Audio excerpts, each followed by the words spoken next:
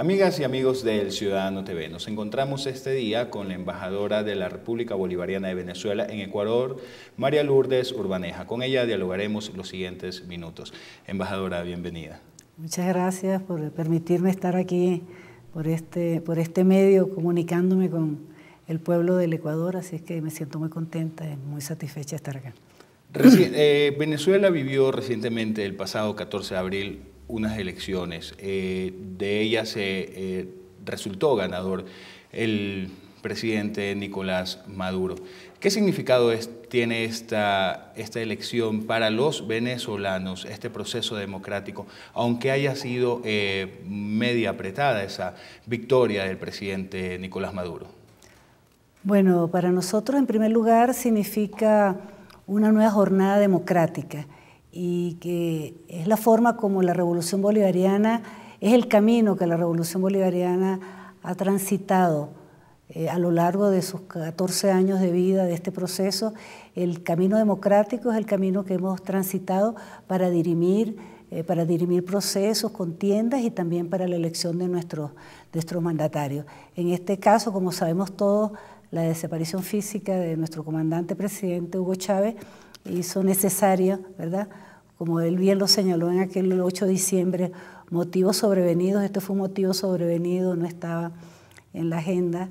Hubo la necesidad de convocar 30 días después de su partida este proceso eleccionario. Y lo asumimos como eso, como hemos venido asumiendo siempre los procesos en la Revolución Bolivariana. Convocamos estas elecciones y democráticamente defendimos la decisión del pueblo venezolano de seguir caminando y de seguir construyendo patria, de seguir construyendo la vía al socialismo del siglo XXI, que es el objetivo fundamental de nuestro proceso bolivariano. Embajadora, la ruta progresista, la ruta hacia el socialismo trazada por el presidente Hugo Chávez, ¿va a tener continuidad con el actual mandatario Nicolás Maduro o qué va a cambiar? Bueno, no solo va a tener continuidad, sino que es un compromiso.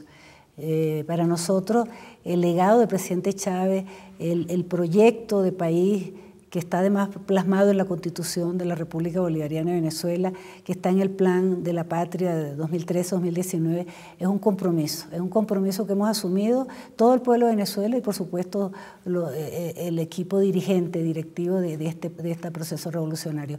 El legado del presidente Chávez es hoy un mandato, es un compromiso de patria, es un compromiso militante, además el compromiso con el pueblo que asumió junto con el presidente ese objetivo estratégico de nuestra Revolución Bolivariana. Así que no hay ninguna duda de esa continuidad y por el contrario de fortalecer, de corregir aquello que tengamos que corregir, de fortalecer aquellas áreas que tengamos que fortalecer y sobre todo garantizar las cuestiones fundamentales que caracterizan nuestro proceso. La participación, una democracia participativa y protagónica, ¿verdad?, donde el pueblo es actor fundamental, las políticas de inclusión social, que es un compromiso ético de la Revolución Bolivariana. Por eso las misiones hoy, más que nunca, son un compromiso. Las misiones bolivarianas han sido la herramienta que la Revolución ha adoptado para ir saldando la deuda social que dejó pues, el siglo pasado y que dejó lo que nosotros llamamos la Cuarta República y que la Revolución Bolivariana ha hecho de eso un compromiso fundamental. Los ciudadanos venezolanos indican que la mejor herencia que dejó el presidente Hugo Chávez es su actual Constitución. Claro, porque en la Constitución está el modelo de país, está la ruta marcada, está lo que queremos, el país que queremos. Y esa Constitución desde el comienzo hasta el fin reivindica cuestiones esenciales. Por un lado reivindica la participación protagónica, el papel del pueblo participando en la conducción y en la dirección del proceso. Eso es fundamental, es un componente esencial, un pueblo participativo y protagónico con conciencia y con identidad. Eso es algo fundamental. Por otro lado, el papel, la necesidad del Estado dando respuesta a las necesidades sociales y convirtiendo estas en derechos ciudadanos, derechos de los ciudadanos y las ciudadanas. Hoy día el acceso a la salud, a la educación, a tener vivienda, son cuestiones fundamentales, derechos consagrados en la Constitución. Después la Constitución también garantiza y obliga nos obliga a ser un país que busca la unión y la integración. Desde el prólogo de la Constitución está planteada la integración y la unión como un objetivo fundamental para avanzar en la construcción de una patria grande, de la patria que soñaron nuestros libertadores. Y por último, yo diría, entre otras de los componentes fundamentales de la Constitución, yo diría que la libertad y la soberanía, construir una patria soberana, libre de ataduras imperiales, es fundamental hoy en lo que es la revolución bolivariana. Soberanía, independencia, fundamental para nuestra revolución. Tras la victoria apretada, casi 2 puntos del presidente Nicolás Maduro sobre su contendor Enrique Capriles, se generaron varios actos de violencia matizados por la oposición venezolana. Hubo algunas víctimas. Estos hechos, ¿cómo se va qué están haciendo ustedes para que estos hechos no queden en la impunidad? Bueno, yo comenzaría diciéndote que para la Revolución Bolivariana es una revolución amante de la paz, es un sello fundamental, una característica fundamental. Para la Revolución Bolivariana, para los revolucionarios, el presidente Chávez en eso nunca se equivocó, ese siempre fue el camino, ha sido el camino que hemos escogido. No sé si recuerdas el golpe del 2002, ¿verdad? Cuando el presidente regresa llamando a la paz, al diálogo. Y, al contrario, la oposición venezolana ha tenido un tremendo problema. Yo diría que es un pecado original. Para la Revolución Bolivariana, la lucha política no han podido dirimirla en el campo democrático. Ellos siempre han recurrido a la desestabilización, a la violencia. Sobre eso, durante estos 14 años tenemos múltiples experiencias. Los ejemplos más grotescos fueron el golpe de abril del 2002, ¿verdad? Cuando los hoy dirigentes y que aspirantes incluso a dirigir el país participaron activamente en hechos de violencia que nunca vamos a olvidar, como el asalto y el asedio a la Embajada de Cuba, por ejemplo, el golpe de Estado mismo, cuando participó el hoy ex candidato Capriles, participó con otro alcalde en la detención violenta de ministros de nuestro gobierno en aquel momento. Participó del asedio de la Embajada de Cuba. Después han participado en todo lo que fue ese proceso nosotros llamamos guarimba, que es el proceso de desestabilización. La Plaza Altamira mantuvieron durante más de 2 meses un foco de desestabilización. Y después vino lo que consideramos el golpe más inimaginable, diría yo, en el mundo, que fue el sabotaje a la industria petrolera, que sabemos que en Venezuela es fundamental para la vida del país. Ese ha sido el camino y durante todo este tiempo no han dejado de recorrer ese camino. No fue diferente en este proceso tampoco. Lo que aconteció el lunes después de las elecciones, ¿verdad? El lunes 15, que se desató esa ola de violencia, era el camino marcado. O sea, el desconocimiento del proceso electoral iba a acontecer de todas maneras. De todas maneras, esa era la línea, porque eso forma parte de una campaña de desestabilización que lamentablemente para nosotros y para los venezolanos y los venezolanos ha costado la vida hasta ahora de 8 compañeros, compatriotas, revolucionarios o gente humilde del pueblo que no estaba sino defendiendo lo que es fundamental hoy para nuestro pueblo, que son los valores de la revolución bolivariana, como la atención a la salud en este campo, también además el apoyo solidario del gobierno de Cuba a través de sus médicos y sus médicas. Así que yo diría sobre eso que no nos extraña, es el modelo, siempre lo iban a hacer, no es que ahora lo hicieron porque explíqueme por qué un resultado de casi 300.000 votos puede ser elemento para dudar de algo que es hoy reconocido por el mundo entero y por todos los organismos, no necesariamente nuestros, del papel que juega el Consejo Nacional Electoral como un órgano imparcial. Es un órgano que ha desarrollado tecnologías que hacen totalmente inviolable ese sistema, es imposible que ese sistema cometa ese pecado que le están queriendo dar hoy de que hubo fraude en las elecciones. Es imposible, con el sistema electoral venezolano eso es imposible. Bueno, y ahí el candidato perdedor no recuerda que él ganó la gobernación con solamente un margen mucho más apretado, que fueron 48.000 votos. Así es, exactamente eso. Pero él se le olvida eso, todas esas cosas, porque como el plan está claro, ¿verdad? El camino, hay una línea, no sé si sabemos que hay un solo gobierno por aquí, por estos continentes, que no ha reconocido el triunfo de Nicolás Maduro, pues, como presidente electo constitucionalmente, democráticamente y legítimamente.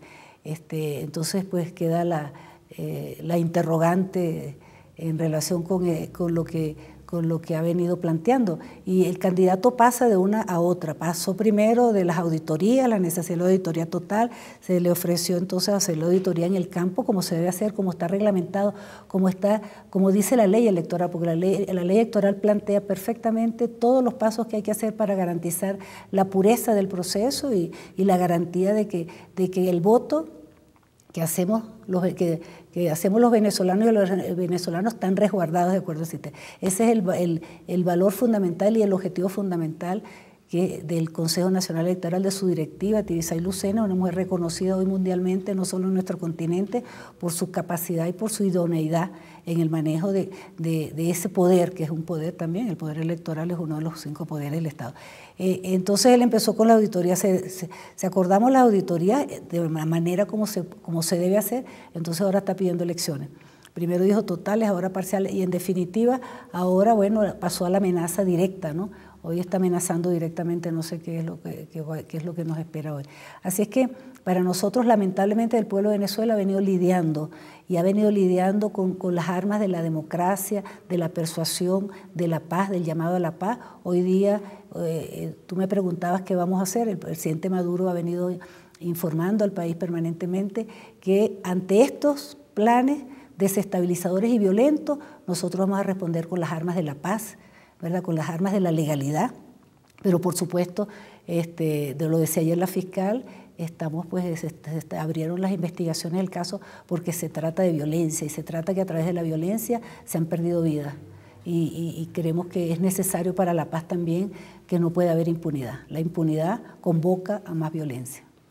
Embajadora, relaciones Venezuela-Ecuador, Venezuela con Latinoamérica, ¿cómo será este eje en este nuevo gobierno? Igualmente te digo, se profundizarán, seguirán como han venido desarrollándose, pero sobre todo se profundizarán porque ese es el camino. El camino que hemos escogido es el camino de la unión, de la integración. Ya te decía que nuestra Constitución, la Constitución de la República Bolivariana de Venezuela, nos da ese mandato, el mandato de la unión y de la integración, porque el proceso bolivariano además ha significado la recuperación, ¿verdad?, de nuestra historia, la recuperación del legado que nos dejaron nuestros libertadores. Y el presidente Chávez en eso fue un pedagogo. Él nos enseñó ese camino a mirar esa historia de Venezuela, de nuestros libertadores, eso que fue olvidado y convertido en un mausoleo. Pues Bolívar estaba convertido en un mausoleo y lo trajimos a la vida para de ahí entonces ese legado convertirlo en acción. Es parte del legado hoy de nuestro comandante, presidente Hugo Chávez. Así es que no hay otro camino que no sea ese. Recientemente en Guayaquil, el lunes 22 y el martes 23, estuvimos trabajando y desarrollando unas reuniones que se dirigen a profundizar el campo de la integración, sobre todo el ALBA, que es esa alianza bolivariana tan importante que ha sido, que es la conjunción, el encuentro de los países que hoy día estamos transitando caminos de procesos de transformación profunda en nuestras sociedades. Así que estuvimos en Guayaquil profundizando, por un lado, ¿verdad?, pensando juntos cómo organizarnos para enfrentar aquellos procesos que precisamente estos gobiernos como los nuestros enfrentamos con tanta frecuencia, que es diríamos que el abuso de los grandes consorcios transnacionales en relación a la hora de dirimir situaciones en nuestros países. Entonces acordamos cómo juntarnos, cómo unirnos, se acordó un observatorio para hacerle seguimiento a estos procesos que viven los países nuestros, Venezuela, Ecuador, todos los países nuestros que viven problemas de ese tipo, y por otro lado acordamos juntos, ¿verdad?, enfrentar esto a nivel de los espacios regionales y los espacios multilaterales, ¿verdad? Y fortalece, por ejemplo, lo que hoy es una iniciativa en UNASUR andando, que es un espacio para dirimir estos procesos diferentes al tradicional donde hemos estado dirimiendo, que es en el CIADE, que es el órgano del Banco Mundial, y que en definitiva se trata de recuperar soberanía. Esta alianza tiene como objetivo recuperar soberanía y dirimir, y desde nuestros propios espacios y con nuestras propias leyes, estos estos diferendos con las empresas transnacionales. Y por otro lado, también acordamos la profundización, por ejemplo, del Sucre, ¿verdad? Que es un sistema, se enmarca entre la nueva arquitectura financiera internacional. Es decir, vamos en camino de seguir fortaleciendo instrumentos, espacios de encuentro, no solo en lo político, ¿verdad? No solo en lo social, sino también en un espacio económico donde podamos juntos complementarnos desde el punto de vista productivo, desde el punto de vista energético, desde el punto de vista tecnológico, etcétera, para seguir avanzando hacia la verdadera soberanía. Perfecto, embajadora. Para finalizar, ¿cuándo se tiene prevista la visita del presidente Nicolás Maduro a Ecuador? Bueno, en principio, Ecuador y Venezuela hemos venido realizando y fortaleciendo las relaciones desde diferentes espacios. Por la diplomacia presidencial ha sido una de ellas. El presidente Chávez fue realmente yo diría que fue muy fecundo. Él le impuso mucho, él fortaleció mucho este tipo de diplomacia porque consideraba que el encuentro de los presidentes era una herramienta fundamental para el fortalecimiento de las relaciones. Eso pues indudablemente que el presidente Nicolás Maduro lo retomará y por lo pronto a brevedad posible, en un mes, estarán aquí nuestras autoridades, estará nuestro presidente acompañando al presidente Correa en la toma de posesión para el nuevo periodo que le tocará. Así que en principio esa es la fecha más cercana que tenemos de este encuentro y seguramente de ahí en adelante seguiremos organizando y preparando estos encuentros, la diplomacia presidencial de los cancilleres y las relaciones en los diferentes espacios que tenemos, porque tenemos un proceso de relaciones muy rico, que tiene muchos proyectos y que hace necesario el encuentro más frecuente. Así es que eso está dentro de la agenda de la integración y de la unión, que es un mandato, como digo, y es parte del legado de nuestro presidente comandante Hugo Chávez y por lo tanto un compromiso hoy para todos nosotros. Muy bien. Agradecemos la presencia de la embajadora de la República Bolivariana de Venezuela, María Lourdes Urbaneja, en nuestro set. Muchas gracias, embajadora. Gracias a ustedes. Muchas gracias.